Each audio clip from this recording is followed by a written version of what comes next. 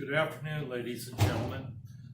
I have sent you a living care package, and in a box that will be coming to you in the mail are some things that you should be aware of as you open the package. First of all, you will have a packet in a Ziploc bag that's marked seeds. In that packet will be several items. Those items include a 3x5 card,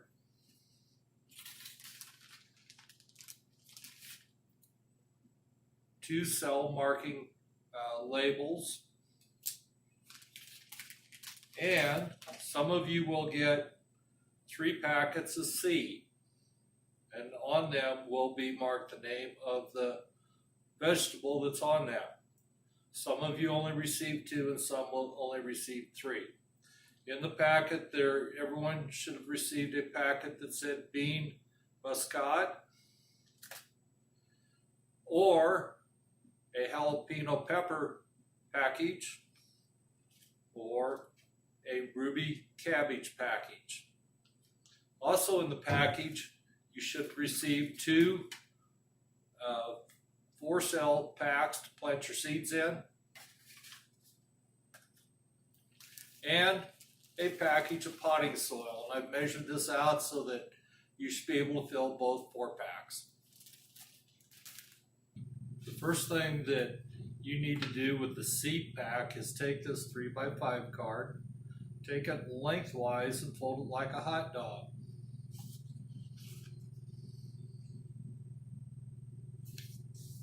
Then, once you have it folded like a hot dog, take about a 1/4 inch of one side, doesn't matter which, and fold it down, around. Once you have that, you can take a piece of tape and put on that end. But you don't necessarily have to, but I am doing it for my own use here so that I've got a seeder that I can seed my plants in. Then take a pair of scissors. I'm going to trim off the excess tape here so it doesn't get stuck to everything. Be careful not to cut the 3x5 card. Then what you're going to do is take your scissors on the opposite end that you did not tape. Down here in the corner where it's folded together, take a pair of scissors and cut it at approximately a 30-degree angle. Then what you have is you have a seeding device to be able to put your seeds in for seeding into your 4-cell pots. Next thing we're going to do is we're going to carefully open our package of potting soil. And this is in a Ziploc bag, and I've taped it around like this so it wouldn't come loose during transport. What you want to do is you're going to want to take a pair of scissors and kind of put your fingers in between here, like so, and don't cut the bottom part, but on the top part here, carefully take a pair of scissors and cut that open. And it should fall open like this, and then you should be able to take your Ziploc bag and carefully open it up. Now, earlier in the class, we had to moisten our potting soil. Well, this bag is kind of convenient, and I know my potting soil here is a little dry, and I already have some water on hand. You can use regular tap water to do this. I grab some water out of our tap, put it into a recycled bottle here. I'm going to take it, I'm going to put a little bit of water in here, not a lot, a little bit. I'm going to kind of pour it in here. And then I'm going to re-zip my bag. And then we're going to kind of roll it around so we add moisture to the potting soil, and you want it uniformly mixed. You will probably get a little bit of potting soil on the table, so you're going to want to do this somewhere where you can easily clean it up. I still need a little more water in it, so I'm going to add a little bit more water. I do not want this soaking wet. I'm going to take my hands and go from the top of the bag down and kind of start mixing this up. I'm going to try and pull the dry stuff from the backside. You just want to be careful so you don't tear your bag, or else your mom or dad's going to be upset with you when they come home from work. I'm going to add a little more water because it still isn't quite wet enough yet. I'm just adding small amounts as I go along. And I want this kind of moist, because if I don't, when I go to water my plants a little later on, it won't wick the water into or down through the mix. It just kind of takes the easy path of resistance. So with this, we're just kind of going to mix this up. Make sure it's thoroughly moist. The other thing you could do is you could take, with the permission of your parents, is an old piece of Tupperware bowl that they're not really worried about. One thing about it, plastic does clean up pretty easy, and you'll want to rinse it up. Okay? So when I get done my potting mix, when I take a small handful of it, if I hold it together and it rings a little bit of water, we're moist enough, and it maintains its shape. I'm going to clean up my mess here, put my soil back in the bag, and we're about ready to start putting soil in our 4-cell tray. Now, to start with filling your 4-cell tray, I got a piece of aluminum foil here, and I'm placing it on the counter, and we're going to use this and create a boat out of it when we're done putting our potting soil in here. That way, when you water through these inserts, they do have some holes in it so that water can drain out, so that you do not overwater your plant. But I'm going to take this 4-cell tray, place it on my aluminum foil.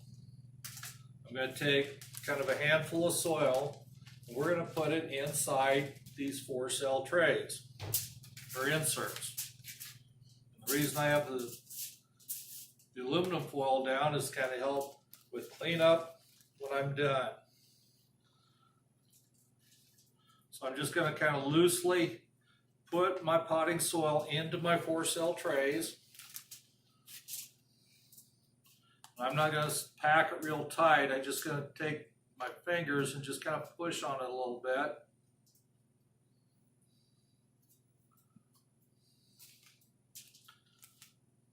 And add my potting soil to it.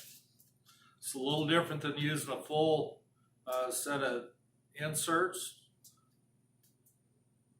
but I want to make sure that I've got some dividers in here, and I'm going to put my excess in to my other 4-cell tray. Take some more potting mix and finish filling my other 4-cell tray.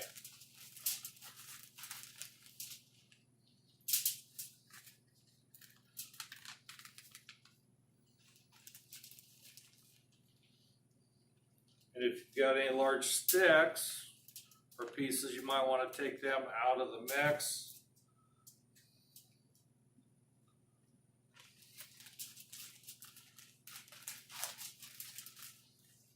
I'm getting close to getting it full. I'm going to add just a little more to some of these.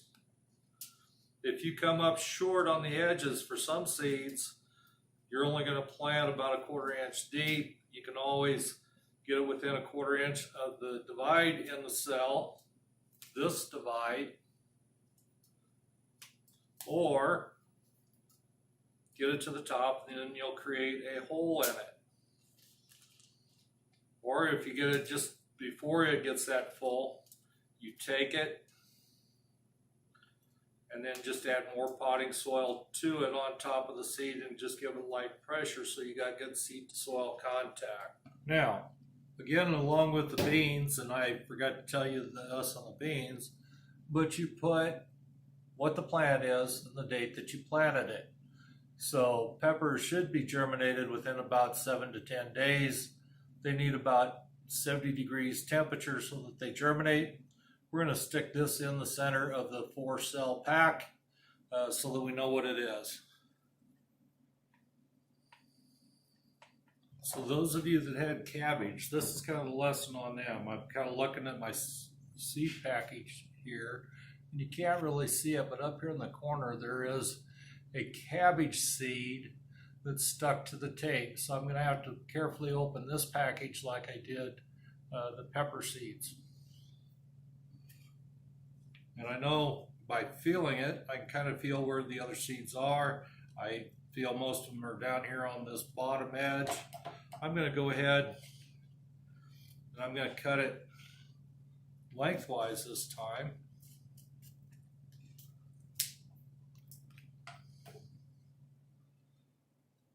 And then I'm going to carefully cut along this edge so I don't damage my seed. I'm going to get my seeding device here. I'm going to get my seeds into my seeding tray or seeder.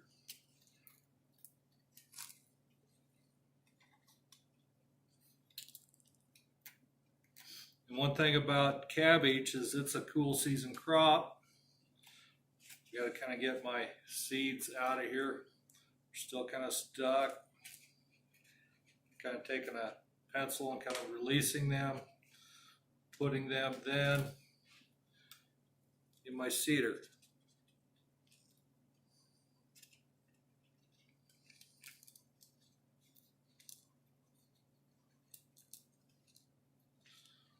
Now, the instructions I was given on the package was to seed these about 2 to 3 inches apart, and then eventually they need to be thinned down to 2 per foot.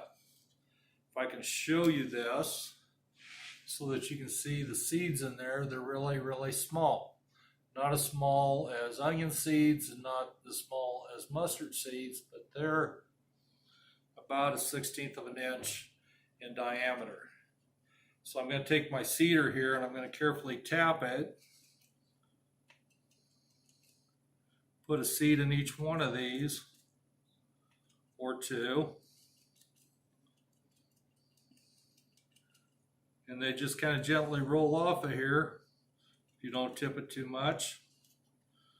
We're going to put a couple more in there. Then what we're going to do is we're just going to take with this moist potting mix, we're just going to kind of poke it down a little bit so it gets good seed to soil contact or potting soil contact.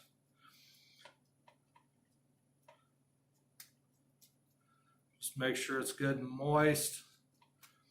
Then this requires about a 75-degree temperature for it to germinate. Once it's germinated and started to grow, you can take and move these to a room, an area where it's about 60 degrees. Cabbage will take a lot of coolness. Just don't want it to freeze, but you want that room temperature to be about 60 degrees. Then when we're done, we're going to take our marker, and on here I put cabbage ruby, and I put the plant date of 4/7/20, and place it in the center of our cell pack.